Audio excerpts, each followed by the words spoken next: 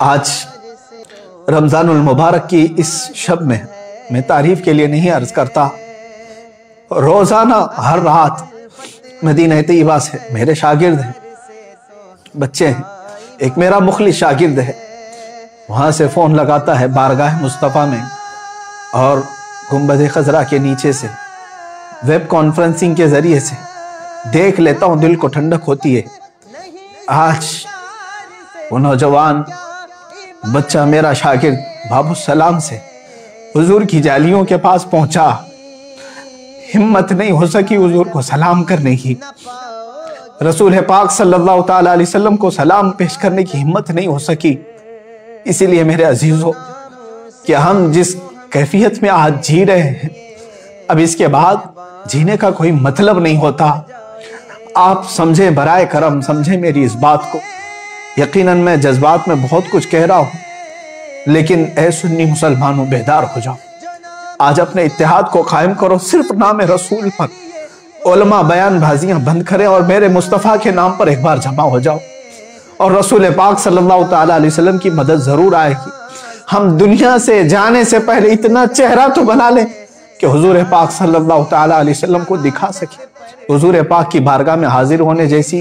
تھوڑی سی شکل تو بنا سکے۔ اس لیے اب اس کے بعد مجھے کچھ فرق نہیں پڑتا کہ مجھے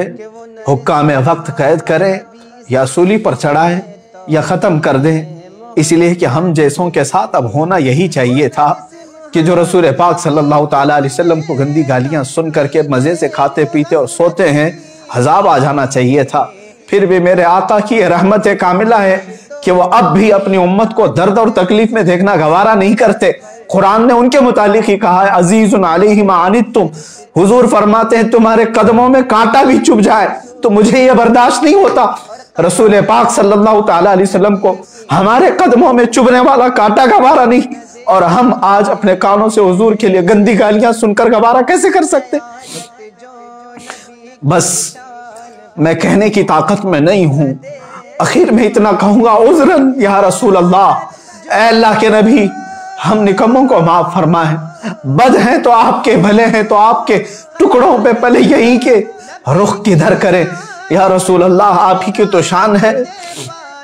گندے نکمے کمی، مہنگے ہیں کوڑی کے تین، کون ہمیں پالتا، تم پہ کروڑوں درود کر کے تمہارے گناہ مانگے تمہاری پناہ، تم کہو دامن میں آ تم پہ کروڑوں درود۔ اے رسول مختار صلی اللہ تعالیٰ علیہ وسلم، ہند کے ان ہم جیسے بزدل مسلمانوں کو معاف فرما دے اور قوت حیدری عطا فرمائے، علماء کی زبان میں اے اللہ کے نبی طاقت و قوت عطا فرمائے، جوانوں کو بازو میں طاقت و قوت عطا فرمائے، ہم جئیں تو سر بلند کر کے جئیں اور آپ کی شان میں گالیاں سن کر کے نہ جئیں۔ اے رسول پاک مدد کی بھیک ہے، مدد کی بھیک، اے خاص اے خاصان رسول وقت مدد ہے، امت پہ تیرے وقت عجب آ کے پڑا ہے۔ وآخر دعوانا الحمدللہ رب